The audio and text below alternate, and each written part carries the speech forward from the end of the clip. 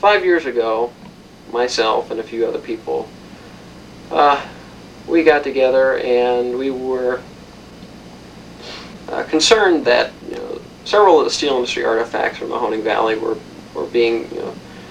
not being preserved. I mean, we had the Youngstown Historical Center of Industry and Labor, which is doing a very good job preserving some of our industrial heritage. They have a wonderful exhibit collection. We got the Mahoning Valley Historical Society, which for over 100 years has been preserving steel industry artifacts and paperwork. But no one has been concentrating on actually preserving the machinery. And that is what what many people think of when they think of the steel industry, is the machines and equipment, the buildings, the towering blast furnaces.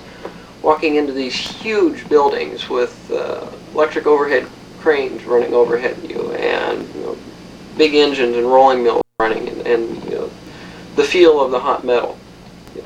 These sensory elements were not present at for any of the other preservation projects in the valley. And we sought to try to save some of this equipment, some of these buildings, and try to show people in the future what it was actually like to be inside of a steel mill. Well, our first efforts were to try to preserve the Jeanette blast furnace, which was the last standing blast furnace here in the Mahoning Valley, and also the oldest one, the oldest 20th century furnace existing in the United States. It was rebuilt in 1925 and not significantly altered since 1925 and operated until 77. So therefore we had a 1925 blast furnace here in our midst. Well, we started the organization in March of '92, and we made contact with North Star Steel, who actually had control over the furnace, and they gave us an opportunity to try to preserve the site. The main issue involved with the blast furnace, of course, other than the cost of rehabilitating, was liability issues. North Star did not want this blast furnace standing in a situation where there would be tourists around or people that could get hurt or killed if something would happen to fall off the site. That's what they were mainly concerned about. There is slip and fall liability, environmental liability. We tried to get the city of Youngstown interested in helping us out by taking ownership of the site and then leasing the site over to us. This would have indemnified North Star Steel and placed the risk with the city. And since the people of the city would gain the most from this project, we figured this would be the best solution to the problem. Well, unfortunately, this is Youngstown, and that type of cooperation doesn't come too readily here in the valley. Those of you from the area know exactly what I'm talking about. So we couldn't get any help from the city of Youngstown. North Star Steel, on the other hand, the local management, they sympathized with what we were trying to do and helped us out in any way they could. Towards the end there, around August and September of last year, when I was almost daily talking with people with the city and North Star and the state of Ohio, trying to, some last-minute efforts to work something out. The plant management at North Star, they permitted us on site to photographically document what we could in the blast furnace plant, and also if we wanted any artifacts out of the site, we were if we could go down and get them, we were permitted to save what we could out of the blast furnace. We decided, probably in the middle of September, that there was no way that we could, with the time remaining and with the people we had to deal with, there was no way we could come to any agreement to save the site. It was just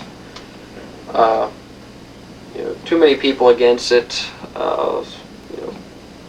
Had no idea what we wanted to do. Were unwilling to listen to our plans and to have an open mind towards what we were trying to do. And so we decided, we're not going to win this one. We might as well take our efforts and place them where something that we can win, and that is the William Todd steam engine.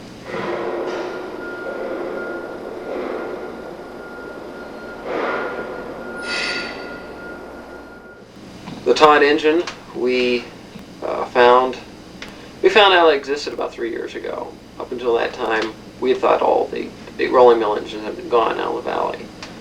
And then one of our members managed to get into North Star, and through one of the employees which he knew, took him through the blooming mill building, particularly the motor control bay. And as I walked through the building, he had his camera with him, and he took some photographs. And one picture he took was something that, he took a picture of the nameplates at William Todd Company, Youngstown, Ohio. And he thought it was just a large air compressor. When I walked into his shop, and he showed me those photographs that he had taken, and I looked at the picture, and it was a picture of the, what we found out later to be the low-pressure cylinder of the Todd engine. I looked at that picture, and I thought, this thing looks awfully familiar. So I borrowed a photograph from him and brought it home. Now, about 2 years previously, North Star had donated all the blast furnace drawings of Jeanette and Grace that they had, about 1,500, 2,000 drawings. Well, I found some drawings of William Todd engines in there, and I didn't know too much about them at the time, but I saved them anyways because they're, steam engines, rolling mill steam engine drawings, and they certainly don't have any use for them.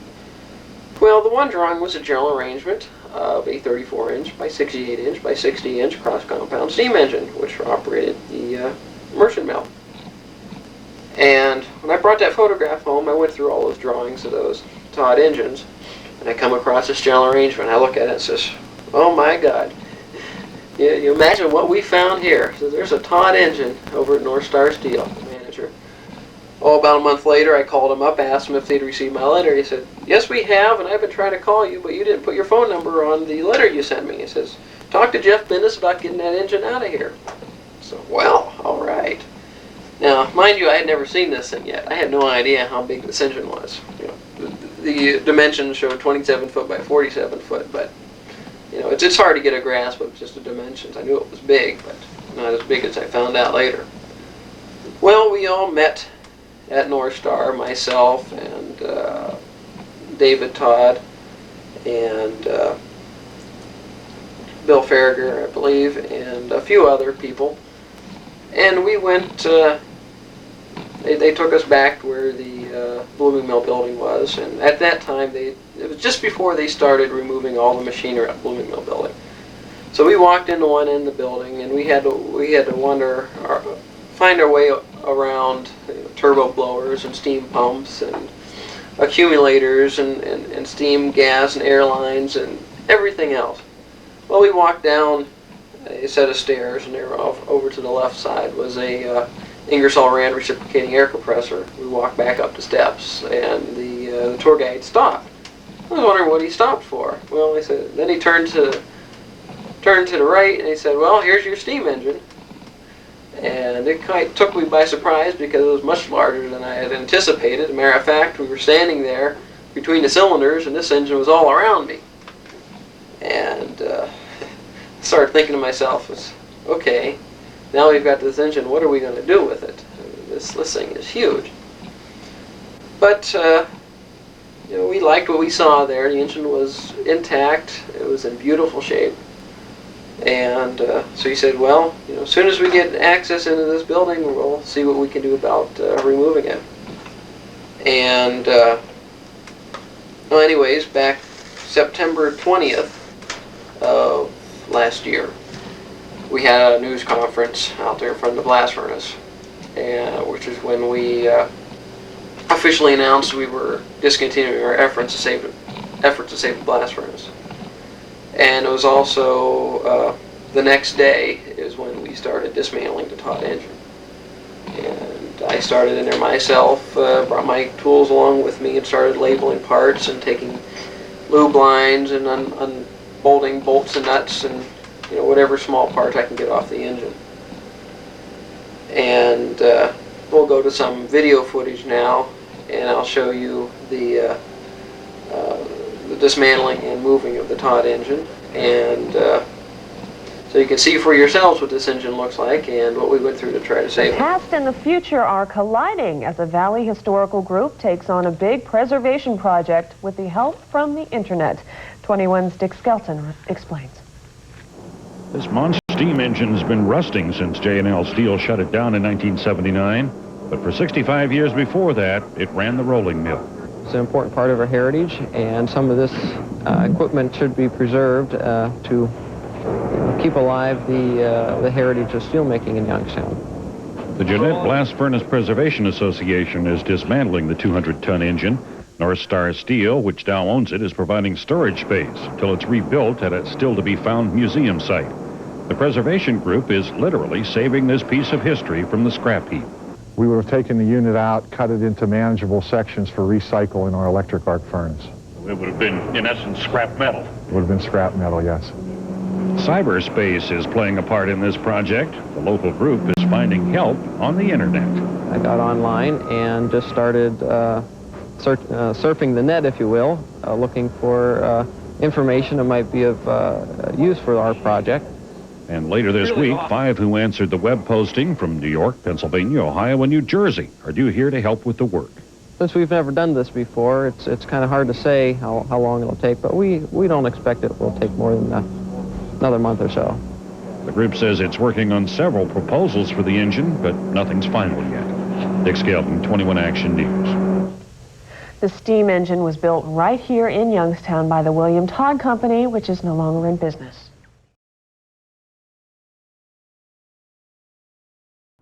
My name is Rick Rollins. I'm project director of the Todd engine project. This is the Todd engine, built in 1913, Youngstown Sheet 2 PrairieWorks, and used up until 1979. We started this project in September of '96. This last day of June 1997, we're ready to take the last parts out of here. We've already done quite a bit of dismantling work to the engine thus far. Where I'm standing now was the high pressure cylinder. Took that out about a month ago. Took it down to the storage building. It sat on a sole plate, pulled it up to the high pressure side of the engine. Basically what we have left to do is bring in a pair of cranes, 35-ton, 50-ton crane. And the first lift we make is take the low pressure coreless cylinder, 68-inch diameter cylinder out, and load it on a truck and take it down to the storage building. This is about a month ago when we got the high pressure side out and tried to lift this up onto a truck with a 35-ton crane. We got it broke loose from the bed plate, and this is as far as she got. Apparently this cylinder is a little heavier than we thought it was, and just couldn't lift it. We lifted in the front end of the crane instead. So this will go out first.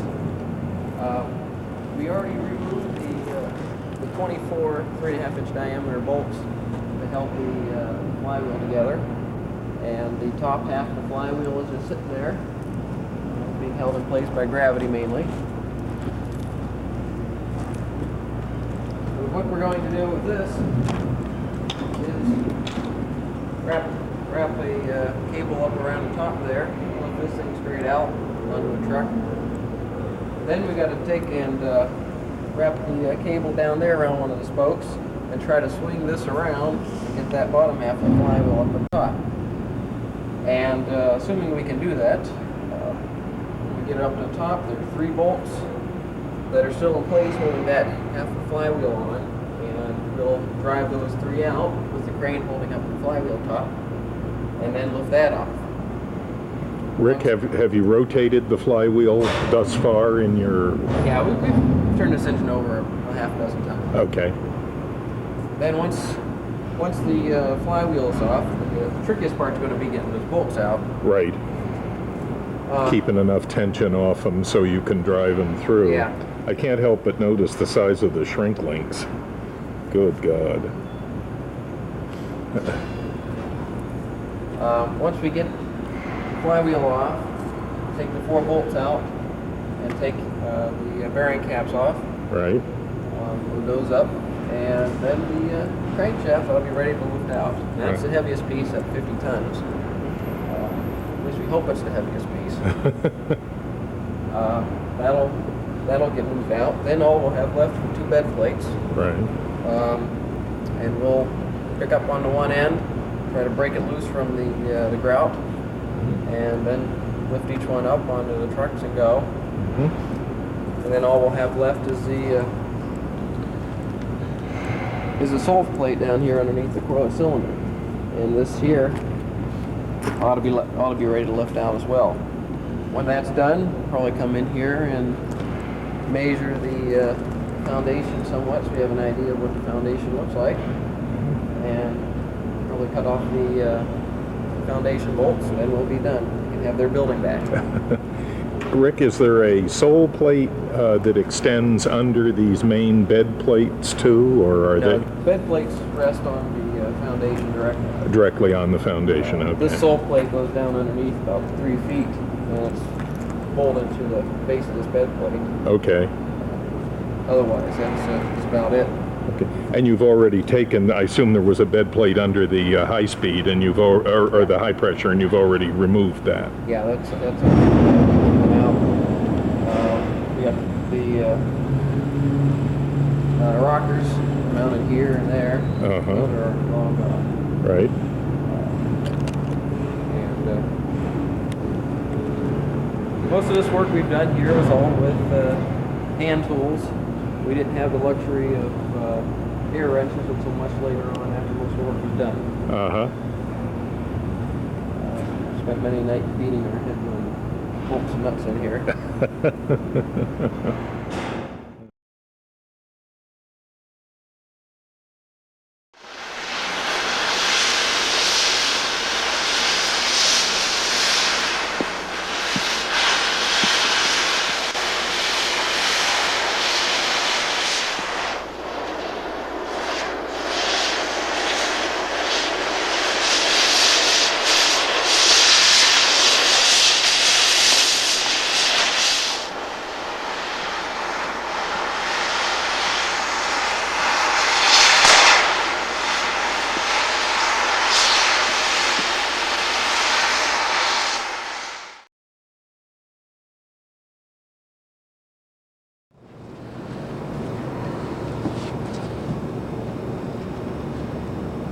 Push. There it goes. Oh, there goes the pipe. Yeah, there does go the pipe. Get down below there.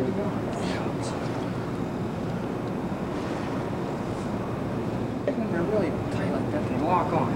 This stuff smells good too. Royal? Get high here. Use it here. 50-ton crane to lift all these parts.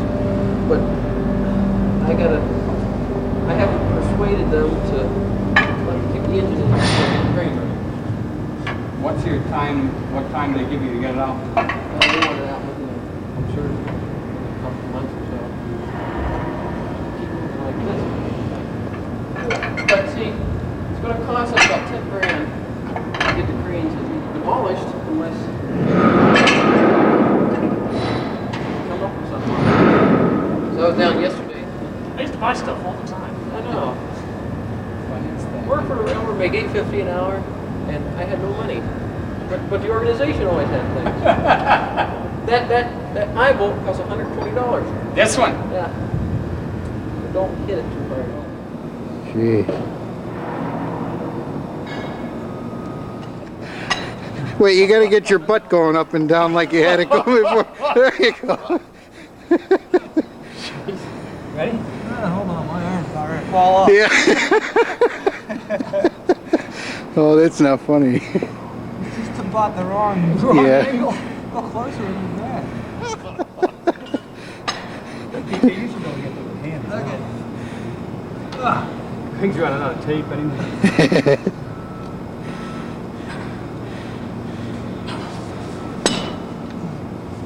What size socket was There it, it Rick? is, 3 and 8? 3 and 8. Problem is the nut's 3 1/4.